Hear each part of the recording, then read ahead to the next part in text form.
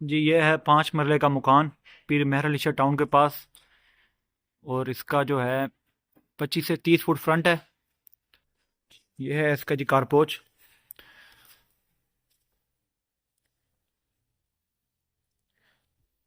ये इसका drawing room है। सीलिंग वगैरह हुई भी है, बेहतरीन काम हुआ हुआ है।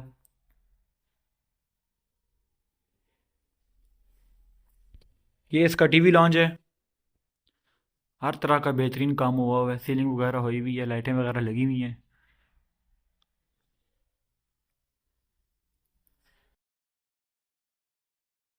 ये इसका फर्स्ट रूम है। इसमें भी बेहतरीन लकड़ का काम हुआ हुआ है। अलमारियां वगैरह बनी हुई हैं इसमें। माशाल्लाह से प्यारा घर बना हुआ है।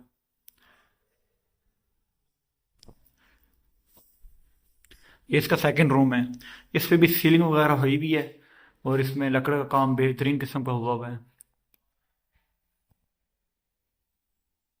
ये इसकी ओपनिंग है। ये ओपनिंग है इसकी। के साथ अटैच वॉशरूम है। और ये जो है इसका किचन है।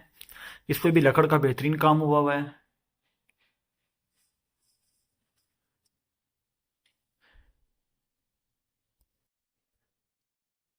टाइल्स वगैरह सब लगी हुई है इसमें।